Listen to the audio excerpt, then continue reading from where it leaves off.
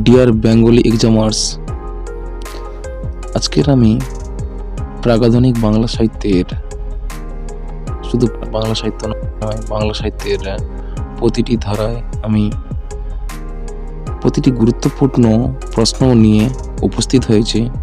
যেই প্রশ্নগুলো থাকবে বেঙ্গলি এসএসসি কিংবা নেট সেট, সিটেট এছাড়াও এক্সট্রা কম্পিটিটিভ এক্সামে তোমাদের অনেকটা সাহায্য করবে। এই প্রথম পর্বে আমি যে 25টি প্রশ্ন নিয়ে উপস্থিত হয়েছি, সেই 25টি প্রশ্ন, প্রথম প্রশ্ন দেখো, মহামহোপাধ্যায় হরপ্রসাদ শাস্ত্রী আবিষ্কৃত গ্রন্থটির নাম কি? কে বলবে? জানো তোমরা?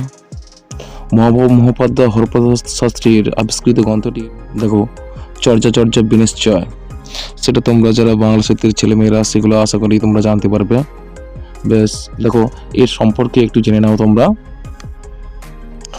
বাংলা একাডেমি ব্যবহারিক বাংলা অভিধান অনুযায়ী চর্যা শব্দের অর্থ নিয়ম পালন, পালনীয় নিয়ম আচার, চর্যা অর্থ আচরণীয় ও অনাচরণীয়, পালনীয় ও বর্জনীয়।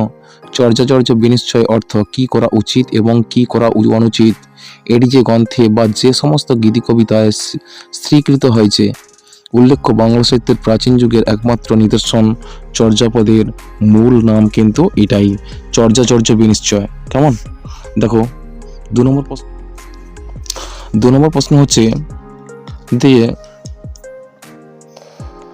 চর্যার গ্রন্থটির প্রকৃত নাম কি ছিল? দেখো অ্যান্সারটা কি হবে তোমাদের। দেখো চর্যা গীতি কোষ। কেমন? এই প্রশ্ন সম্পর্কে কিছু জেনে বলে রাখি তোমাদের। 1907 সালে নেপালের রাজ দরবারের গ্রন্থাগার থেকে হরপ্রসাদ শাস্ত্রী চর্যাপদ পুঁথিটি আবিষ্কার করেন, যা 1916 সালে প্রকাশিত হয়। 1920 সালে রাহুল সংকীর্তন এ বছর থেকে পরবর্তী 1 দশক কয়েকবার তিব্বত সফর করে সেখান থেকে 20টি চর্যাগীতি সংগ্রহ করতে সমর্থ হয়েছিলেন। 3 নম্বর প্রশ্ন আমাদের দেখো, চর্যার গানগুলি কোন ভাষায় লেখা হয়েছিল? দেখো এর অ্যান্সারটা তোমরা দেখে নাও। প্রশ্ন বাংলায় লেখা হয়েছিল। পরের প্রশ্ন দেখো, মণিদত্তের টিকার নাম কি? দেখো অ্যান্সারটা নির্মল গিরা টিকা। পরের প্রশ্ন দেখো, মণিদত্তের গ্রন্থটির তিব্বতী অনুবাদক কে? এই প্রশ্নের অ্যান্সার হবে কীর্তিচন্দ্র। পরের প্রশ্ন দেখো, মণিদত্তের গ্রন্থে দেখো এর অ্যান্সারটা দেখে নাও, 23 জন কবির নাম উল্লেখ পাওয়া যায়। পরের প্রশ্ন, কতজন কবির চর্যার উপর টিকা লেখা হয়েছিল? দেখো অ্যান্সার 24 জন। নগর বাহিরে ডম্বি তোহরি কুড়িয়া কার পথ? দেখো অ্যান্সারটি হবে কাহ্নুপাত, পদ সংখ্যা 10 আর পুঁথি পৃষ্ঠা 16। যে আইলা তে গেলা কার পথ? পদটি হলো কাহ্নুপাদের।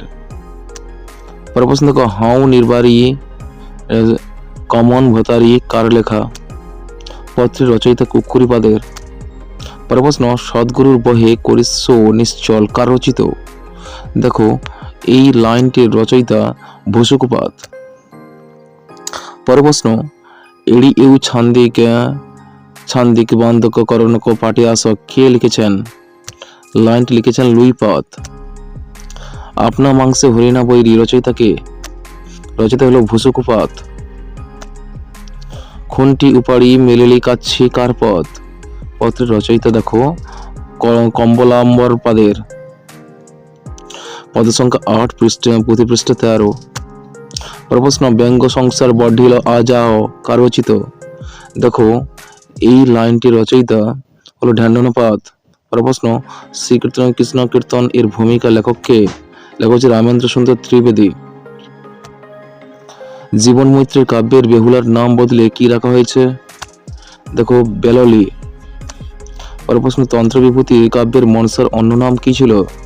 দেখো তন্ত্র বিভূতি কাব্যের মনসার অপর নাম ছিল ব্রহ্মাণী তোতল। দ্বিজ বংশীদাসের কাব্যের নাম কি? দ্বিজ বংশীদাসের কাব্যের নাম এখানে বলা হয়েছে যে পদ্মপুরাণ। প্রথম বৈষ্ণব পদসংকলন গ্রন্থ কোনটি এবং এটি কে সংকলন করেন? অ্যান্সার হবে ক্ষণতাগীত চিন্তামণি বিশ্বনাথ চক্রবর্তীর লেখা। নায়িকা রত্নমালা কাদের লেখা? দেখো অ্যান্সারটা হবে চন্দ্রশেখর ও শশীশেখর। পরের প্রশ্ন, অকিঞ্চন দাসের বইটির নাম কি? এই অকিঞ্চন দাসের বইটির নাম হলো বিবর্ত বিলাস। পরের প্রশ্ন দেখো, রাধামোহন ঠাকুরের সংকলিত পদসংকলন গ্রন্থের নাম কি? অ্যান্সার হবে পদামৃত সমুদ্র। পরের প্রশ্ন, নরহরি চক্রবর্তী কোন কোন বই লিখেছিলেন?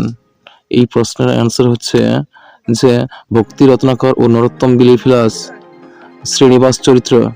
বংশী শিক্ষা কার লেখা? অ্যান্সার হচ্ছে প্রেমদাস। এইগুলো মোট 25টি প্রশ্ন। প্রথম পর্বে 25টি প্রশ্ন এবং পরবর্তী পর্বগুলোতেও 25টি প্রশ্ন করে আমি আলোচনা করব।